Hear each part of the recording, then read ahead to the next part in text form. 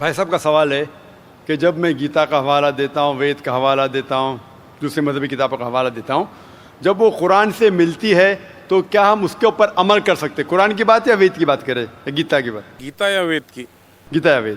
تو اگر جو چیز وید اور گیتا میں لکھی ہے اور جو قرآن سے ملتی ہے، کیا ہم ان پہ عمل کر سکتے ہیں؟ میرا کہنا یہ ہے کہ قرآن کو کہا گیا فرقان. فرقان مطلب وہ چیز جو سچ اور جھوٹ کے بیچ میں جو ڈفرنس ہے اس کو پہچانتی ہے. فرقان یعنی فرق، حق اور باطل کے درمیان جو فرق ہے اس کو پہچانتی ہے قرآن. جس طریقے سے میں نے کہا کہ کئی پیغمبر آ چکے محمد صلی اللہ علیہ وسلم کے پہلے، اسی طریقے سے قرآن میں لکھا ہے سورہ رعد میں سورہ نمبر 13 آیت نمبر 38 میں کہ ہم نے ہر دور میں ایک کتاب نازل کی ہے. نام سے صرف 4 کتابوں کا ذکر ہے: توراہ، زبور، انجیل اور فرقان، قرآن. لیکن اس آیت کے مطابق کئی کتابیں نازل کی گئی ہے، ان کا نام سے ذکر نہیں قرآن مجید میں. لیکن جتنی بھی کتابیں قرآن مجید کے پہلے آئے وہ صرف ایک امت کے لیے تھی، ایک گروہ کے لیے تھی، اور وہ سارا پیغام محدود تھا ایک وقت کے لیے. اسی لیے اللہ سبحانہ و تعالیٰ نے، خدا نے یہ ساری کتابوں کو محفوظ رکھنے کے لیے صحیح نہیں سمجھا، کیونکہ یہ محدود تھی اس وقت کے لیے. اسی لیے یہ جتنی کتاب پہلے نازل ہوئی وہ محفوظ نہیں ہے، نہ اس کی ضرورت ہے. لیکن کیونکہ قرآن مجید آخری کلام ہے اللہ سبحانہ و تعالیٰ کا، اسی لیے اللہ سبحانہ و تعالیٰ خود کہتے ہیں سورہ ہجر میں سورہ نمبر 15 آیت نمبر 9 میں کہ ہم نے اس قرآن مجید کو نازل کیا ہے اور ہم اس کی حفاظت کریں گے. تو جتنے پہلے کتابیں آئے ان کے اندر ملاوٹ ہو چکی ہے. جس طریقے سے اللہ تعالیٰ فرماتے قرآن مجید نے سورہ بقرہ میں سورہ نمبر 2 آیت نمبر 79 میں فَوَيْلٌ لِّلَّذِينَ يَكْتُبُونَ الْكِتَابَ بِأَيْدِيهِمْ ثُمَّ يَقُولُونَ هَٰذَا مِنْ عِندِ اللَّهِ لِيَشْتَرُوا بِهِ ثَمَنًا قَلِيلًا فَوَيْلٌ لَّهُم مِّمَّا كَتَبَتْ أَيْدِيهِمْ وَوَيْلٌ لَّهُم مِّمَّا يَكْسِبُونَ. لعنت ہے ان لوگوں پہ جو لوگ کتاب اپنے ہاتھ سے لکھتے ہیں اور کہتے ہیں یہ خدا کی طرف سے ہے.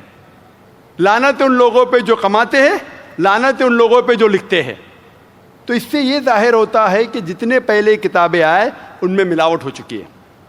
یہ قرآن آخری کلام ہے اور کوئی بھی چاہے تو اس کو تبدیل کر ہی نہیں سکتا. خدا خود، اللہ سبحانہ وتعالیٰ خود اس کی حفاظت کریں گے.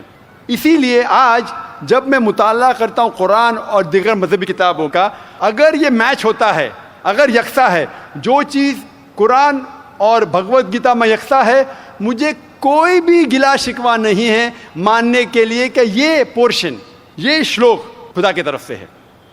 لیکن اگر قرآن سے نہیں ملتا ہے تو میں کہوں گا کہ ہو سکتا ہے، ہو سکتا نہیں. لیکن قرآن کے خلاف ہے تو میں کہہ سکتا ہوں کہ یہ خدا کا کلام ہے نہیں.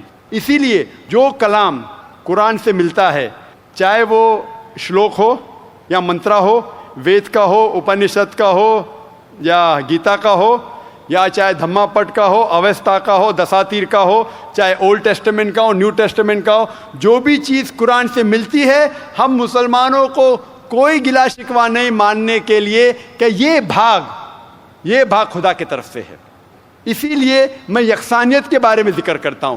تو آپ کے لیے بھی میں کہتا ہوں کہ جو اختلاف کی باتیں ہیں اسے چھوڑ دو، جو یکسانیت کی باتیں ہیں، جو آپ کے کتاب میں لکھا ہے، ویدا میں لکھا ہے، پرانا میں لکھا ہے کہ آخری پیغمبر محمد صلی اللہ علیہ وسلم میں، تو آپ کے لیے فرض ہے کہ آپ بھی اس آخری پیغمبر میں مانیں.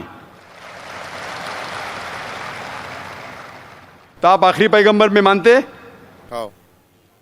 آپ کی وید میں مانتے؟ ہو مانتے ہیں نا. آپ پرانا میں مانتے ہیں؟ ہو مانتے. تو میرے تقریر میں نے اتنے بار کہا اور اتنے حوالے دیا کہ آپ کی مذہبی کتابوں میں لکھا ہے کہ محمد صلی اللہ علیہ وسلم انتم رشی ہے. آپ کل کی پرانا پڑھیں گے تو ان کے والد کا نام لکھا ہے وشنو یاس عبداللہ، ان کے والدہ کا نام لکھا ہے سمتی آمینہ. وہ کہاں پیدا ہوئیں گے؟ سنبالا میں، مکہ میں. وہ چیف آف سنبالا میں، قریش کے خاندان میں. ساری چیزیں میں نے کہا. تو اب آپ مانتے ہیں کہ آخری پیغمبر محمد صلی اللہ علیہ وسلم ہے؟ ہو مانتے ہیں نا. ماشاء اللہ.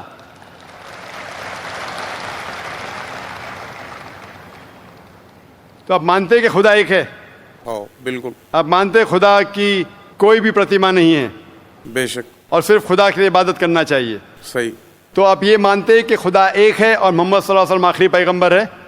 हो तो जो शख्स इस बात को मानता है कि खुदा एक है और मोहम्मद सल्लल्लाहु अलैहि वसल्लम उसके आखिरी पैगंबर है, तो उसे हम कहते हैं अरबी में मुस्लिम, यानी वो शख्स जो अमन हासिल करता है अपने ख्वाहिश अल्लाह के अहकामात के मुताबिक। तो आप मानते हैं अल्लाह एक है और मोहम्मद सल्लल्लाहु अलैहि वसल्लम आखिरी पैगंबर है, हो मानते तो आप चाहते कि इस्लाम कबूल करे? ला इलाहा इल्लल्लाह मोहम्मद रसूलुल्लाह। माशाअल्लाह माशाअल्लाह माशाअल्लाह सुभान अल्लाह। आप सिर्फ ज़बान से कह दिए कि अल्लाह एक है, उसके अलावा कोई माबूद नहीं इबादत के लायक, और मोहम्मद सल्लल्लाहु अलैहि वसल्लम आखिरी पैगंबर, आप मुसलमान हैं। जिस तरीके से आपने सवाल किया मुझे शक हो रहा था कि माशाअल्लाह आप मोमिन हैं, और मैं दुआ करता हूँ अल्लाह सुब्हानहू तआला से कि आपको इंशाअल्लाह इस दुनिया और आखिरत में सफलता दे। ہے आया यूरिश तातार के अफसाने से पासबा मिल गए काबे को सनम खाने से। ख़वातीन में अगर कोई गैर मुस्लिम खातून हो, कोई गैर मुस्लिम बहन हो, तो उनको मौका दिया जाए। My name is Vanita and I'm working as a marketing executive. मुझे से पूछना था कि मैंने सुना है one of my Muslim friend से कि आफ्टर डेथ सारे मुस्लिम्स जो है वो हेवन में जाते हैं and whoever is non-Muslim will go to hell. So I wanted a clarification on this point कि हर एक की आफ्टर डेथ जो डिसाइड होता है वो अपने कर्म पर होता है। तो मुझे इस बात के ऊपर क्लैरिफिकेशन चाहिए थे कि why all Muslim will go to heaven and non-Muslim will go to hell. If at all we do good deeds, like if non-Muslim also does good deeds, why they will go to hell? बहन ने अच्छा सवाल पूछा है कि उनकी एक सहेली ने कहा कि मुसलमान आखिरत में जन्नत में जाएंगे, गैर मुस्लिम दोज़ख में जाएंगे। मुस्लिम मतलब वो जो अमन हासिल करता है, अल्लाह सुब्हानहू व तआला के अहकामात के मुताबिक चलता है, कुरान और सही हदीस पे अमल करता है, उसे कहते हैं सही मुस्लिम। ये बिल्कुल सही है कि जो अमली तौर पे सही मुसलमान है वो इंशाअल्लाह जन्नत में जाएगा। लेकिन आपका सवाल था कि जो गैर मुस्लिम अच्छे अमाल करते हैं वो क्यों नहीं जन्नत में जाएंगे? बहन, जन्नत में जाने के लिए 4 शराइत है। जब मैं मेरा 10th स्टैंडर्ड पास किया, मैं सेंट पीटर्स स्कूल से फारिग हूँ, जब मैं ICSE में था 10वीं में, मेरे एग्जामिनेशन में 6 कंपल्सरी सब्जेक्ट्स थे। English, mathematics, science, geography, history, Hindi, 6 subjects compulsory. 6 subjects में पास होना कंपल्सरी है। इसी तरीके से इंसान को जन्नत में जाने के लिए 4 शराइत है। ये लिखा है सूरह अल असर में, सूरा नंबर 103 आयत नंबर 1, 2, 3, जिसमें अल्लाह ताला फरमाते वल अस्र इन्नल इंसान लफी खुस्र इल्ला लज़ीना आमनू व अमिलु सॉलिहाति व तवासौ बिल हक़ व तवासौ बिस सब्र। अल्लाह सुब्हानहू व तआला कसम खा रहे हैं वक्त की, असर की, बेशक इंसान खसारे में है। सिर्फ वो लोग जो 4 चीज़ में सफलता पाते हैं वो लोग खसारे में नहीं हैं। और ये 4 चीज़ें ईमान, अमल सालिहात, वतवासौ बिल हक़, वतवासौ बिस सब्र। जिस तरीके से मुझे 10th स्टैंडर्ड पास करने के लिए 6 सब्जेक्ट्स में पास होना कंपलसरी है। मिसाल के तौर पे अगर मुझे mathematics, English, history, geography, science में 99% मार्क्स मिलते हैं, 99%, और हिंदी में सिर्फ मुझे 10% मिलते हैं, एंड पासिंग मार्क्स इज 40%। पास होने के लिए 40 मार्क्स की ज़रूरत है। अगर एक सब्जेक्ट में, हिंदी में, मुझे 10% मार्क्स मिलते हैं और बाकी 5 सब्जेक्ट में 99% मार्क्स मिलते हैं, क्या मैं 10th स्टैंडर्ड पास करूंगा कि नहीं? बहन, मैं आपसे पूछना चाहता हूं, क्या मैं 10th स्टैंडर्ड में सफलता पाऊंगा कि नहीं? एक सब्जेक्ट में 10%, बाकी 5 सब्जेक्ट्स में 99%, क्या मैं 10th स्टैंडर्ड पास करूंगा कि नहीं? नहीं। नहीं। क्यों? क्योंकि मुझे हिंदी में 10% मार्क्स मिले, भले 99 मिले बाकी 5 सब्जेक्ट में, हिंदी में 10 फेल। उसी तरीके से जन्नत में जाने के लिए सूरह अल असर के हिसाब से 4 चीजें जरूरी है। ईमान, अमल सौलेहात, नेक अमाल जो आप कह रहे, वतवासौ बिल हक, लोगों को हक की तरफ बुलाना, वतवासौ बिसब्र, लोगों को सब्र की तरफ बुलाना। 4 चीजें जरूरी है। एक भी चीज अगर इन चारों में से मिसिंग है, मौजूद नहीं है, अगर आप एक भी चीज में फेल होते हैं तो आप जन्नत में नहीं जा सकते। अगर आप कहते हैं कि आप अच्छे इंसान हैं, आमाल में आप बहुत अच्छे अमाल करते हैं, मान लो आपको 99 मार्क्स मिले अमाल में, 99, लेकिन ईमान में तो आप फेल है। आप ये नहीं मानते कि अल्लाह एक और मोहम्मद सल्लल्लाहु अलैहि वसल्लम आखिरी पैगंबर है, जो सारी मजहबी किताब में लिखा है, तो आप ईमान में फेल है। आप कितने भी नेक काम करो, 99% मिले, 100% मिले, बाकी 3 हिस्से में ईमान में लेकिन फेल हुए, तो आप जन्नत में नहीं जाएंगे। इसी तरीके से अगर कोई इंसान नाम का मुसलमान है, नाम का मुसलमान है, अच्छे अमाल नहीं करता है, नेक अमाल नहीं करता है, वतवासौ बिल हक, दावत नहीं देता है, लोग को हक के राह पे नहीं बुलाता है, या लोग को सब्र की तरफ नहीं बुलाता है, सिर्फ नाम का मुसलमान है, मोहम्मद, सुल्तान, जाकिर, अब्दुल्ला, तो वो जन्नत में नहीं जाएगा। उसे जन्नत में जाने के लिए ईमान, अमल सौलेहात, वतवासौ बिल हक, वतवासौ बिसब्र, चारों चीज की जरूरत है। इसीलिए आप अमाल कितने भी अच्छे, अगर ईमान नहीं है कि अल्लाह एक है और अल्लाह के अलावा किसी की इबादत नहीं करना चाहिए, और ईमान नहीं है कि मोहम्मद सल्लल्लाहु अलैहि वसल्लम आखिरी पैगंबर है, तो आप जन्नत में कभी भी नहीं जाएंगे। बहन, क्या आप मेरे जवाब से सहमत है? Yes. Thank you for clarifying the point. You're most welcome. ख़वातीन में अगर कोई गैर मुस्लिम खातून हो तो उनको सवाल करने का मौका दें। नमस्ते, मैं जया बोराड़े, साउथ इंडियन। मैं वीटी में काम करती हूँ, काउंटिंग में। मेरा सवाल ये है, मुस्लिम कास्ट में नबियों को भेजते हैं कि हिंदू, मुस्लिम, सिख, ईसाई सब एक है, तो पंडित लोग को भी अल्लाह ताला ने भेजा है कि सब कास्ट एक ही है, तो वो एक भी बार हम लोगों को बोलते नहीं है कि सब एक ही है, वो सिर्फ अपना ही बोलते हैं, ऐसा क्यों? बहन ने सवाल किया है कि मुस्लिम मज़हब में कहते हैं कि हिंदू मुस्लिम सब एक है, लेकिन हमारे पंडित ऐसा नहीं कहते, क्यों? अगर कुरान पढ़ेंगे तो जैसा मैंने कहा कि मज़हब अल्लाह के नज़दीक एक ही है, इस्लाम और कोई नहीं। इस्लाम मतलब अमन हासिल करना, अपनी ख्वाहिशें अल्लाह के अहकामात के मुताबिक।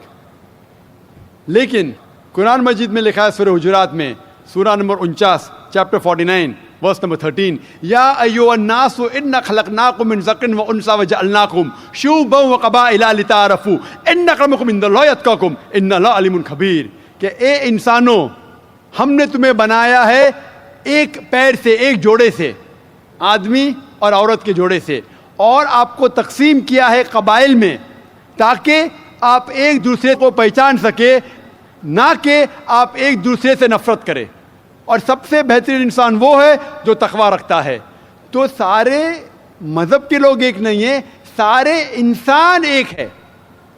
एक इंसान दूसरे इंसान से ऊंचा दौलत के वजह से नहीं है, जिन्स के वजह से नहीं है, उम्र के वजह से नहीं है, पैसे के वजह से नहीं है, लेकिन है तकवा के वजह से।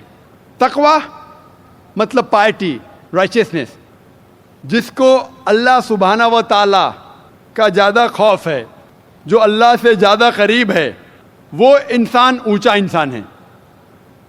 नहीं तो सारे इंसान यकसा है। जहाँ तक कि आपने कहा कि पंडित लोग ये क्यों नहीं कहते कि सारे इंसान सेम है, क्योंकि जब आप हिंदू मज़हब की किताब पढ़ेंगे, वेद और बाकी किताब, इसमें लिखा है कि खुदा ने अपने सिर से पैदा किया ब्राह्मण कास्ट को, अपने छाती से पैदा किया क्षत्रिय क्लास को।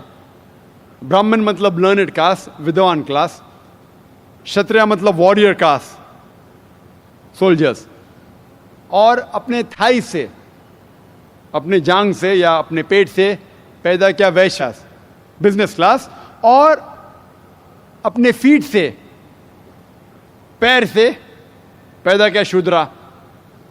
اور یہ کاسٹ سسٹم جو لکھا ہے آپ دیکھیں گے منوسمرتی میں ہے, وید میں ہے, یہ اس میں مانتا نہیں ہر ہندو. کیوں؟ کیونکہ یہ انسانیت کو تقسیم کرتا ہے. ہمارے اسلام میں سارے انسان, چاہے گورا یا کالا, امیر یا غریب, راجا یا فقیر, اللہ کے نزدیک انسان یکساں ہے.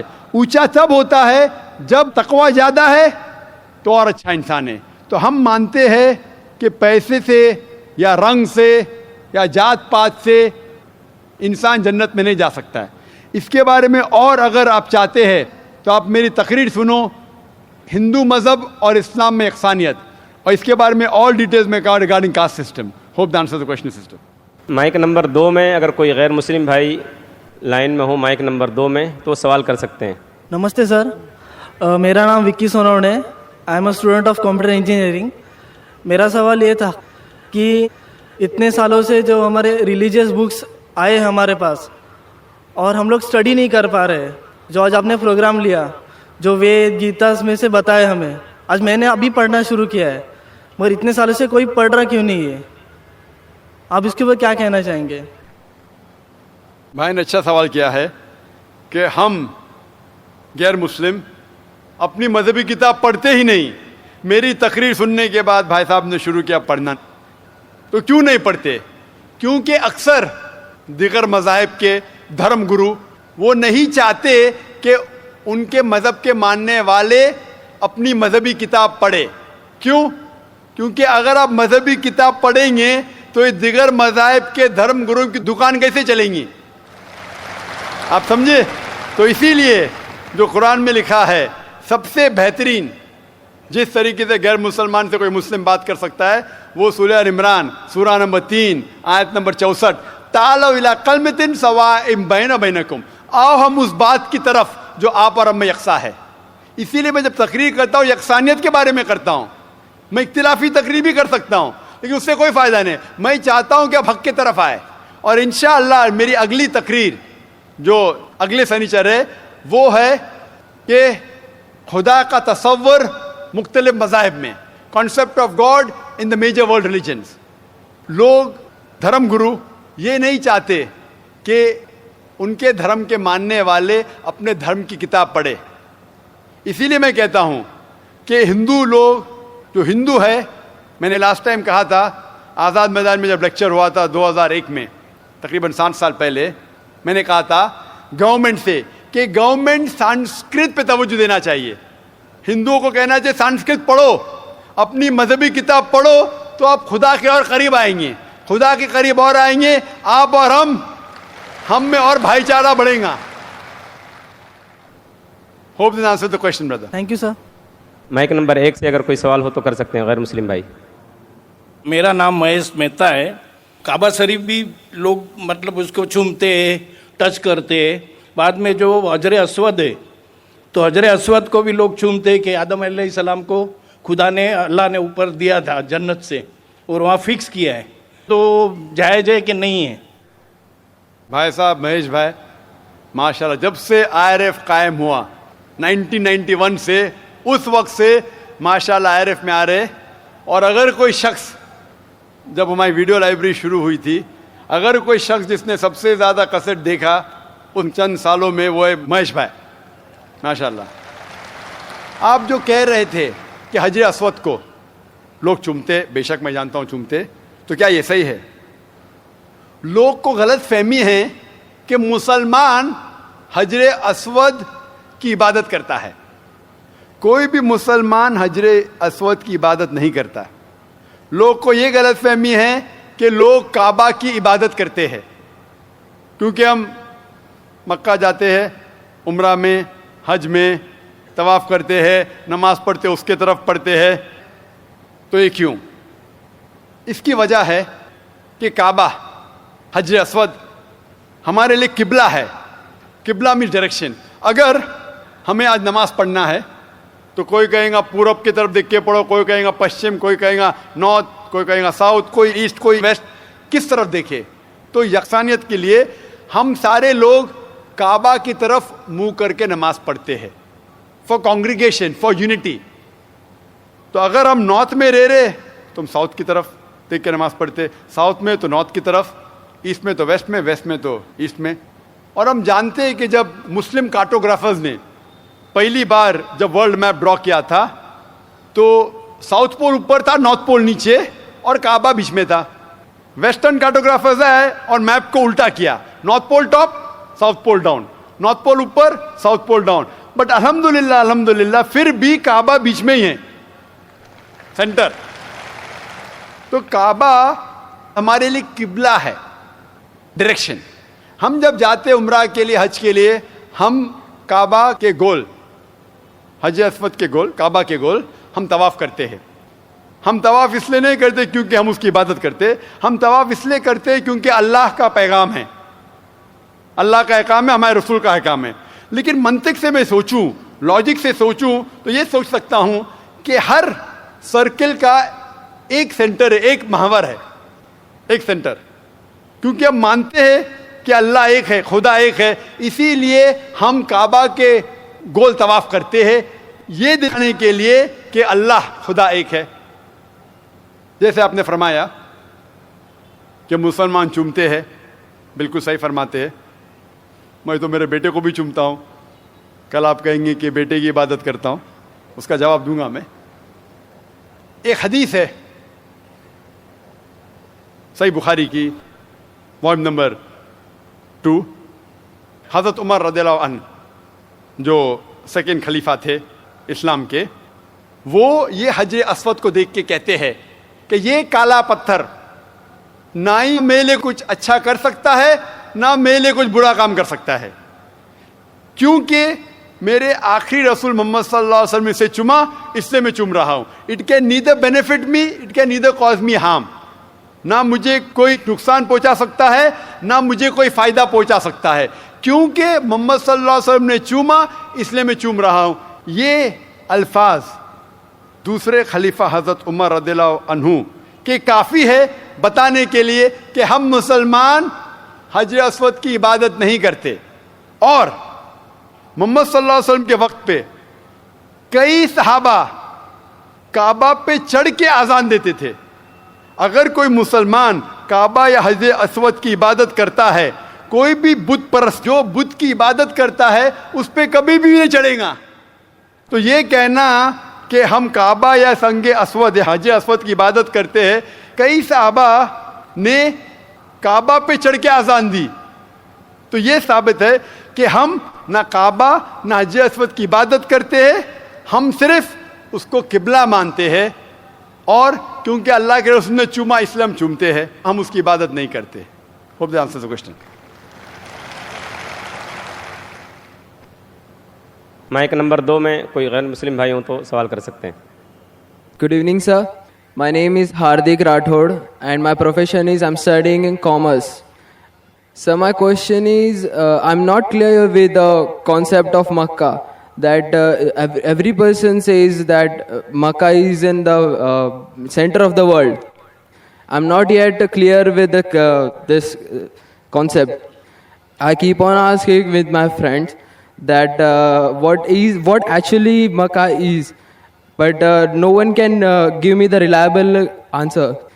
So please, I want to request you that please can you tell me in pure Hindi or English that what the actual concept of Makkah is. भाई साहब का सवाल है कि मैं अब तक ये नहीं जान सका मक्का क्या है, मैं ये नहीं जान सका क्यों कहते हैं कि मक्का ज़मीन के सेंटर में है, महवर में है, मैं ये नहीं जान सका कि मक्का क्या चीज़ है।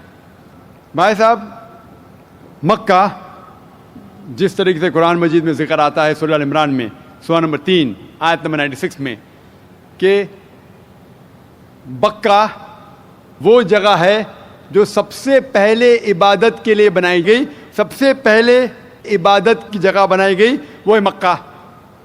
और कुरान मजीद में लिखा है सूरह इसरा में चैप्टर नंबर 17 आयत नंबर 1 में کہ اس کے ارد گرد امن ہے، اور مکہ کو کہا گیا ہے دارالامن.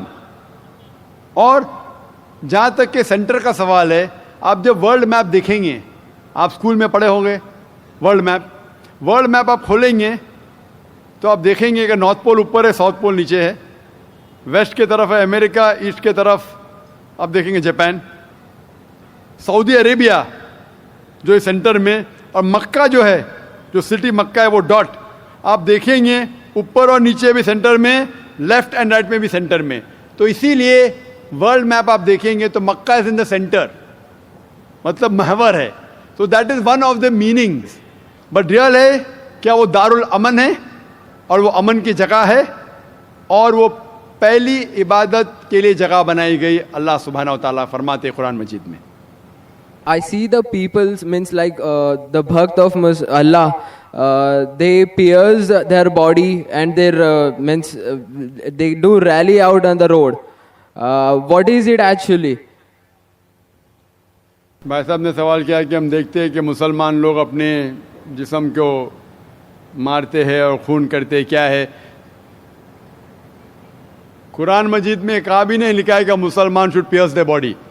قرآن مجید میں کہا نہیں لکھا ہے کہ اپنے جسم کو مارنا چاہیے.